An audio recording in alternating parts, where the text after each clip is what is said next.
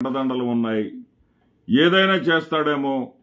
ఈ కూటమి పవన్ కళ్యాణ్ లేకుండా తెలుగుదేశం పార్టీ అధికారంలోకి రాలేదు. చంద్రబాబు నాయుడు గారి పార్టీతో కలవకుండా పవన్ కళ్యాణ్ గారు కొన్ని సీట్లు తెచ్చుకోలేరు. ఇది వాస్తవ పరిస్థితి. ఒకరి అవసరం ఒకరికి ఉన్నమాట నిజం. కానీ పవన్ కళ్యాణ్ గారు తన పార్టీని పెంచుకునేటటువంటి ప్రయత్నం, తన షణ్ముఖ వ్యూహం అని చెప్తా ఉంటారు. ఆ షణ్ముఖ వ్యూహంలో భాగంగా తాను పని చేసుకుంటా పోతా ఉన్నాడనేది యథార్థం. ఎందుకంటే ఆ మధ్య రాష్ట్రంలో శాంతి భద్రతలు అసలు లేనే లేవు అని ఏకంగా హోంశాఖ మంత్రినే దుయ్యబట్టారు. రాష్ట్రంలో తిరగాలంటే భయంగా ఉంది, తిడతా ఉన్నారు ప్రజలు అని చెప్పేసి మాట్లాడారు. ఆ తర్వాత అవినీతికి అంతు లేకుండా పోతా ఉంది. కూటమి ప్రభుత్వం అధికారంలోకి వచ్చిన తర్వాత కూడా బియ్యం అక్రమ రవాణా కొనసాగుతూనే ఉంది అంటూ సీజ్ ది షిప్ అంటూ కాకినాడలో హడావుడి చేశారు. ఆ తర్వాత పిఠాపురంలో ప్రెస్ మీట్ పెట్టి మరి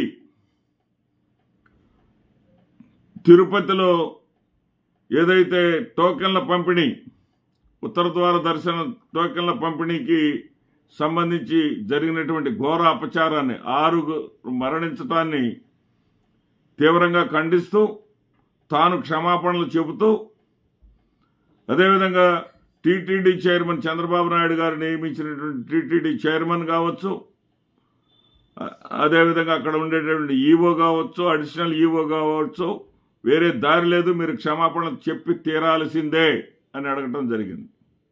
ఇదంతా కూడా తెలుగుదేశం పార్టీకి ఒక కొరకరాని కొరివిలాగా, తల మీద పెట్టుకున్నటువంటి కొరివిలాగా కనిపిస్తూ ఉంది. చంద్రబాబు నాయుడు గారు పరిస్థితి కూడా అదే. ముందు నుయ్యి వెనక గొయ్యి, కక్కాలేడు మింగాలేడు. ఎందుకంటే పవన్ కళ్యాణ్ గారి వల్ల అధికారంలోకి వచ్చాడన్న సంగతి ఆయనకి తెలుసు, తెలుగుదేశం పార్టీకి తెలుసు. మరి రేపు లోకేష్ గారికి వారసత్వాన్ని అప్పచెప్పాలి అంటే పవన్ కళ్యాణ్ గారితో సఖ్యత తప్పనిసరి. పవన్ కళ్యాణ్ గారు ఈ విధంగా ఎక్కడ కూడా తనకి కూటమి ప్రభుత్వానికి సంబంధించినటువంటి చెడు అంటకుండా, వైఫల్యాలు అంటకుండా, మరి కూటమి ప్రభుత్వంలో జరిగేటటువంటి మైనస్ పాయింట్లు ఏమైనా తనకు అంటకుండా ఎప్పటికప్పుడు బయటకు వచ్చి అతను తనను తాను ఒక స్వచ్ఛమైనటువంటి వ్యక్తిగా చెప్పుకుంటూ పోతా ఉన్నాడు. ఇక్కడ కూటమి ప్రభుత్వ పరిపాలన పరిస్థితి చూస్తూ ఉంటే జగన్మోహన్ రెడ్డి గారు అతి ఘోరంగా ఓడిపోయినప్పటికీ కూడా ప్రజలలో జగన్మోహన్ రెడ్డి గారి పట్ల సానుభూతి ఉన్న తప్ప జగన్మోహన్ రెడ్డి గారిని అన్యాయంగా ఓడించుకున్నాం, అనవసరంగా ఓడించుకున్నాం అనేటటువంటి భావన ఇప్పటికే ప్రజల్లో వచ్చేసింది. నేను క్షేత్రస్థాయిలో తిరుగుతూ ఉంటాను. 4 నెలల క్రితం ఉన్నటువంటి పరిస్థితి ఇప్పుడు లేదు.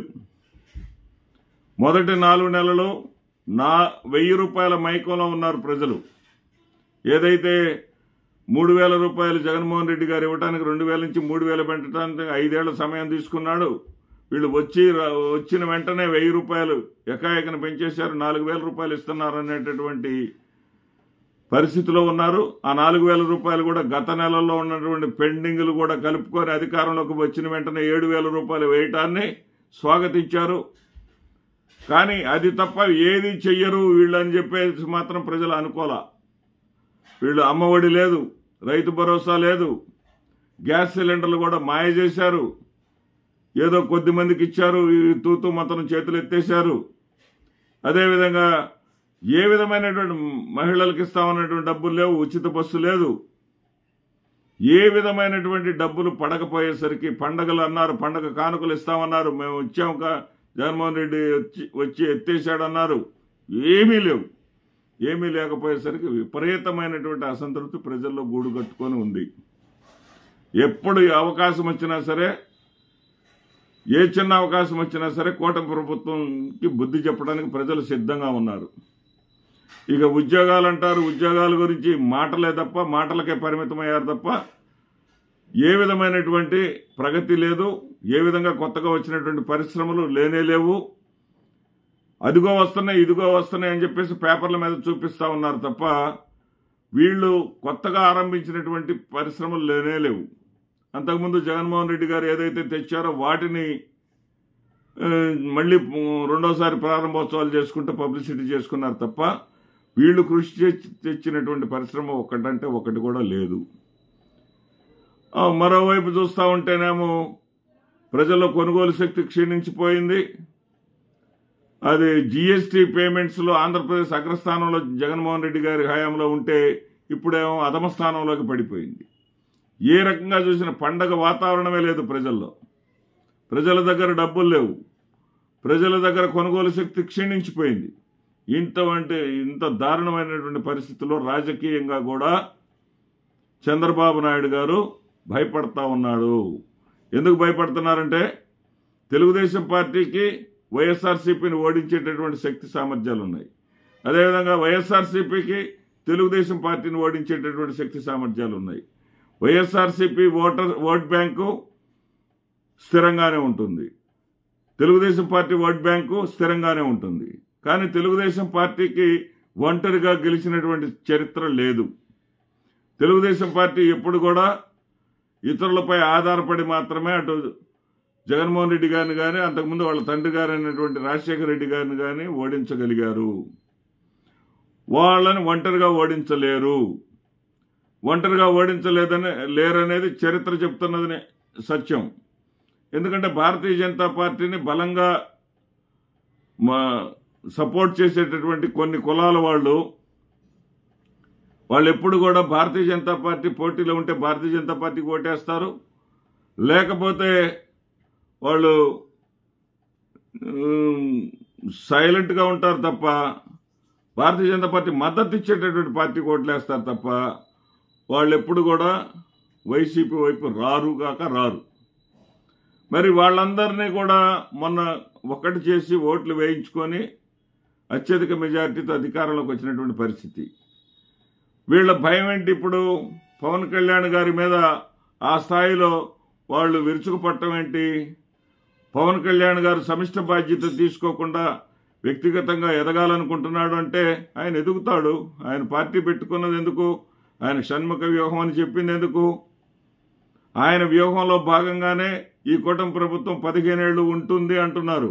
15 ఏళ్లు ఉంటుంది అంటే 3 టర్ములు కూటమి ప్రభుత్వం వస్తుంది అని ఆయన చెప్పడంలో ఉద్దేశం ఏంటంటే ఉండాలని నేను కోరుకుంటున్నాను, నన్ను ఏదైనా బయటకు పంపిస్తే అది మీ చేతగానితనం అవుతుంది అని చెప్పేసి ఆయన హెచ్చరిక చేస్తాం. నేను ప్రజల మనిషిని, అవసరమైతే ప్రజల మధ్య ఇక నుంచి నెలలో 14 రోజులు ఉంటాను అని ప్రకటించి పారేశాడు ఆయన ఇష్టం వచ్చిన రీతిలో ఆయన వెళతా ఉండటం అనేది తెలుగుదేశం పార్టీకి కొరకరాని కొయ్యలాగా మారింది. ఇందులో ఎలాంటి సందేహం లేదు.